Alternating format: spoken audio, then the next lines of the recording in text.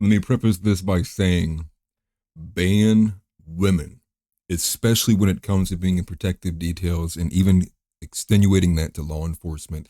Let me not bury the lead though. Another issue with Secret Service member, an agent left her post to breastfeed during another Donald Trump event, campaign event in Asheville, North Carolina.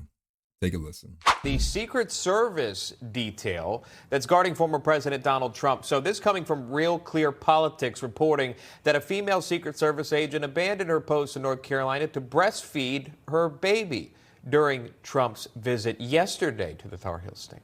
The report says about 5 minutes before Trump's motorcade arrived, the site agent who manages security for the entire event did a final sweep of the location. And while walking the route, the site agent reportedly found the Secret Service special agent in question breastfeeding with two other family members present in a room that's supposed to be set aside for official business like an emergency involving the president.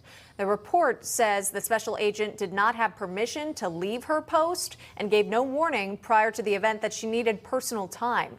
Working Secret Service agents are prohibited from bringing children or any family members, for that matter, on a protective assignment. All right, still working on clarification and details on this, that coming from the reporter for RCP. And it comes about a month after what many consider to be the biggest Secret Service failure in recent American history, the assassination attempt on former President Donald Trump in Butler, Pennsylvania.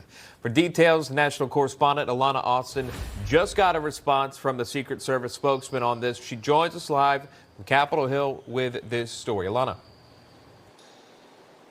Hi, good morning, Sean and Emma. And certainly, as you mentioned there, we're really just weeks out from the attempted assassination on the former president. And we heard from a whistleblower, if you will, a counter sniper, saying he was worried there could be another attack imminently as all of these campaign events, the calendar intensifies here leading up to the November elections. And here's the response I just received from the U.S. Secret Service spokesperson. It is saying all employees of the U.S. Secret Service are held to the highest standards. While there was no impact to the North Carolina event, the specifics of this incident are being examined.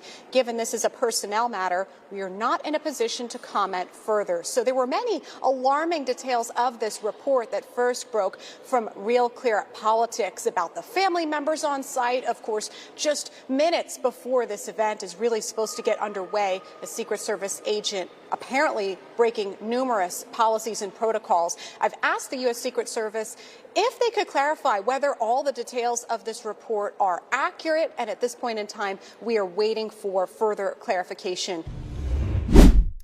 So not only does she just abandon the post, but she also authorizes two different family members to bypass several security checkpoints to then take over the room that was used or specifically set out to only be used in case of an actual emergency or crisis response, which very well could have been if there wasn't another assassination attempt.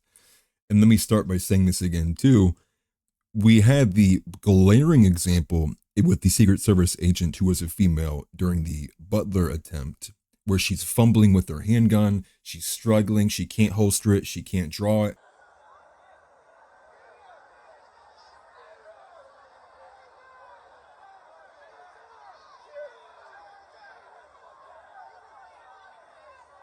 I mean, nothing. It's just like this chubby woman. She just can't do it. And you have many other reactions, and I'll put them on screen here too. People clearly don't think that this incompetence is a one-off thing from Butler, Pennsylvania. It's either systematic or they clearly are intentionally putting either the dumbest and most retarded people in these slots to make sure that this stuff continually happens, or there is an intentional conspiracy to force some kind of red herring event, some kind of black swan event with Donald Trump.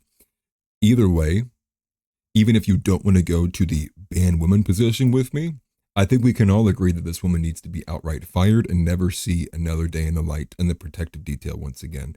For something that's supposed to be like quite literally the most like professional and like black suit and tie organization, I've seen enough in the last like 2 months to make me think that we need to get a PMC group in there for Donald Trump and do away with Secret Service. Why even risk something like that when we're, less than 90 days away from the election? Wild stuff. Another headline I had to go like a double take to. Just ridiculous, man. I can't believe this is the competence and stuff that we're willing to deal with.